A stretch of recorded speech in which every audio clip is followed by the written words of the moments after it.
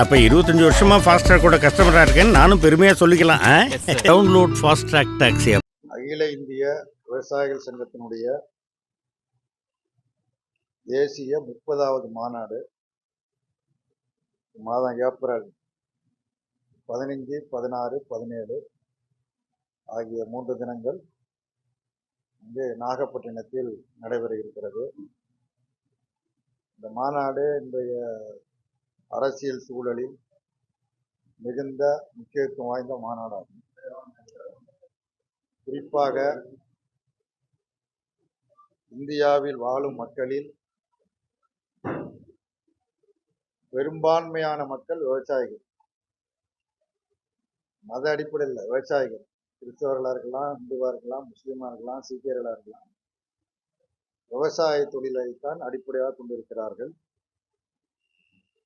சிறு குறு நடுத்தர விவசாயிகள் இருக்கிறார்கள், கொஞ்சம் வசதி படைத்த விவசாயிகளும் இருக்கிறார்கள். இவர்களுக்கான பிரச்சனை என்பது ஒரு நீண்ட நெடுங்கால பிரச்சனையாகும்.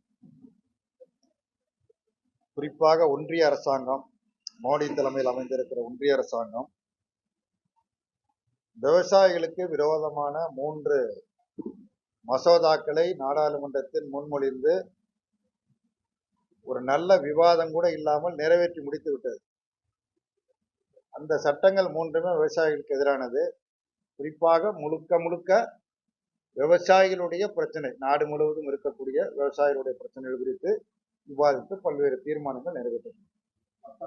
அந்த கட்சி அபிப்பிராயம் அந்த கட்சியில முடிவு பண்ணி அறிவிப்பாங்க. அவங்களுக்கு அவசரம் தாங்கல, அதனால அவங்க அறிவிப்பாங்க. பொதுவாக தேர்தல்னா தேர்தல் அறிவிக்கப்பட்ட பிறகு ஒரு கட்சியும் வேட்பாளரை அறிவிப்பாங்க. அவங்க ஏதோ ஒரு சிந்தனையில அறிவிக்கிறாங்க, அதை நம்ம பேசிட்டு இருக்கோம்.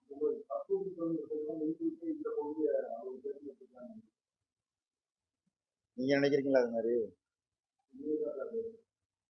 எங்களுக்கு டப்பு, இவங்க எல்லாம் முடிய முடியாது. அவங்க டப்பா தான் காலியாகும்.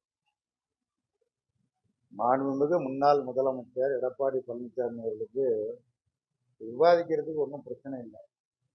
ஏன்னா தமிழ்நாட்டு பிரச்சனைகளை பூரா ஒன்றிய அரசாங்கம் எதிராக இருக்கு. ஒவ்வொன்றுக்கும் தமிழ்நாடு சட்டப்பேரவையில் தீர்மானம் நிறைவேற்றப்படுது. அனைத்தையும் ஆதரிக்க வேண்டிய நிர்பந்தத்திற்கும் கட்டாயத்திற்கும் அதிமுக தள்ளப்பட்டிருக்கு. தவிர்க்க முடியாம ஆதரிக்கிறாங்க. இப்ப தொகுதி மறுசீரமைப்பு சம்பந்தமா கடந்த மார்ச் 5ஆம் தேதி அனைத்து கட்சி கூட்டத்தை முதலமைச்சர் கூட்டினார். அந்த கூட்டத்தில் அதிமுக பங்கேற்றது. முதலமைச்சர் முன்மொழிந்த தீர்மானத்தை ஆதரித்து ஒருமனதாக நிறைவேற்றப்பட்டது. மும்மொழி திட்டத்தை ஏற்க மாட்டோம் என்று சட்டமன்றத்தில் தீர்மானம் கொண்டு வரப்படுகிறது. அதிமுக ஆதரித்து அந்த தீர்மானம் ஒருமனதாக நிறைவேற்றப்படுகிறது. அதே மாதிரி தமிழ்நாட்டிற்கு பேரடி நிதி கேட்டு தமிழ்நாடு சர்க்கார் கேட்டு தீர்மானங்கள் நிறைவேற்றி தொடர்ந்து வற்புறுத்துகிற பொழுது அதிமுகவும் அதை ஆதரிக்கிறது. இது எந்த ஒரு இன்னைக்கு நேற்று கவர்னர் மேல உச்சநீதிமன்றம் அளித்திருக்கக்கூடிய தீர்ப்பு மிகுந்த முக்கியத்துவம் வாய்ந்த தீர்ப்புகள். இது சட்டமன்றத்தில் எல்லா கட்சிகளிடம் ஆதரித்த அந்த தீர்மானத்தை வரவேற்று முதலமைச்சர் எடுத்த முயற்சியை பாராட்டி எல்லோரும் பேசுகிறார்கள். எல்லா கட்சிகளும் பேசுகிறது. அதிமுக காரர்கள் எந்த கருத்தும் அமைதியா இருக்காங்க. என்ன அவங்களுக்கு பிரச்சனை அப்படின்னா, ஒன்றிய அரசாங்கம் தமிழ்நாட்டிற்கு எதிராக பல நடவடிக்கைகளை தொடர்ந்து எடுக்கிற பொழுது, அதை தமிழ்நாட்டில் இருக்கிற எல்லா கட்சியும் எதிர்த்து போராடுகிற பொழுது அதிமுக விதிங்கி நிற்கிறது. ஆதரிக்க வேண்டிய நிர்பந்தம் ஏற்படுகிறது. அதனால இதிலிருந்து திசை திருப்பதற்கு வேறு பிரச்சனைகளை சொல்லி அப்படி பண்ணலாமா அப்படின்னு முயற்சி பண்றாங்க. ஒரு இதுல கேரளத்துல போய் முல்லை பெரியார் அணை பிரச்சனையை தீர்ப்பேன், அல்லது இங்க மேகதாட்டு அணை பிரச்சனையை தீர்ப்பேன், அப்பதான் கூட்டணி வைப்பேன். அப்படிலாம் கூட்டணிலாம் வைக்க முடியாது. எந்த கட்சியும் கூட்டணி வைக்க முடியாது. எந்த கட்சியாலையும் கூட்டணி அப்படிலாம் ஒன்றும் வைக்க முடியாது. அது என்னன்னா, இவங்களுக்கு இப்போ ஒரு நெருக்கடி ஆகிப்போச்சு. ஏன்னா அவங்க பாஜகவோடு சேருவதற்கான முயற்சி இவங்க எடுக்கிறாங்களோ இல்லையோ, பாரதிய ஜனதா கட்சி அந்த முயற்சி எடுக்கிறது. மிரட்டி பணிய வைப்பதற்குள்ள எல்லா முயற்சிகளையும் பாஜக எடுக்கிறது. அந்த மிரட்டலுக்கு அடிபணிய வேண்டிய நெருக்கடிக்கு நிர்பந்தத்திற்கு எடப்பாடி ஆளாகி இருக்கிறார். அப்ப அதை சமாளிக்கணும். அப்ப இந்த பக்கம் எப்படி திமுக எப்படி வசமாறி போடலாங்கிறதுக்கு வாய்ப்புகள் இல்லை. அதனால இந்த கருத்தையெல்லாம் பேசிக்கிட்டு இருக்காரு, அவ்வளவுதான். திமுக மிரட்டல, திமுக எப்படி மிரட்ட முடியும் சீமான? திமுக மிரட்டினா திமுக அன்னைக்கு மேல மிரட்டணும். நீங்க சொல்றது ஒரு பாஜக அன்னைக்கு போறாருங்கிறீங்க. மிரட்டியா ஒரு கட்சியை வந்து இன்னொரு கட்சியோட கூட்டணி சேர்ந்து மிரட்டுவாங்க?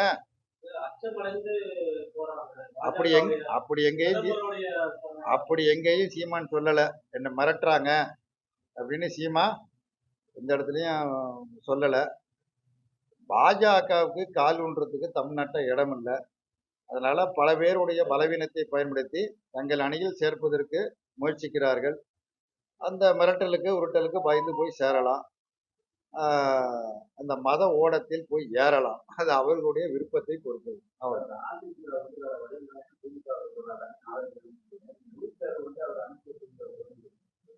ஆமா, அதுக்கு இப்ப வர மாட்டேங்கிறாரு.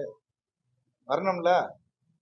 அனைத்து கட்சியும் இப்ப டெல்லி தான் இப்ப அந்த இதை இது பண்ணணும். நீட் தேர்வை தமிழ்நாட்டுக்கு விதிவிலக்கு தான், ரத்து அல்ல. தமிழ்நாடு அரசாங்கம் தொடர்ந்து கோருவது, இந்தியாவுக்கும் தொடர்ந்து கோருவது விதிவிலக்கு வேண்டும் தான் கேட்கிறோம். அந்த விதிவிலக்கு கொடுக்க மறுக்கிறாங்க. அண்மையில் கூட 2 மாணவிகள் இறந்து போயிட்டாங்க, விஷம் குடிச்சு தற்கொலை பண்ணிட்டாங்க. அண்மையில 2 பேரு. அப்ப கொடுக்க முடியாது, விதிவிலக்கு தர முடியாது அப்படிங்கிறதுல ஒன்றிய அரசாங்கம் உறுதியாக இருக்கிற காரணத்தினால் அது குறித்து விவாதிப்பதற்கு சட்டமன்றத்தில் அங்கம் பெற்றிருக்கிற அனைத்து கட்சி கூட்டம், எல்லா கட்சிகளும் கிடையாது, சட்டமன்றத்தில் இடம்பெற்றிருக்கிற கட்சி தலைவர்களுடைய கூட்டம், எங்க கட்சியின் சார்பாக கட்சி சட்டமன்ற குழு தலைவர் ராமச்சந்திரன் அதில் பங்கேற்பார். அதிமுக அதை ஏன் புறக்கணிக்கிறாங்கன்னு தெரியல. பாஜகவுடைய பகை வரும் என்கிற பயப்படுறாங்களா என்னன்னு தெரியல.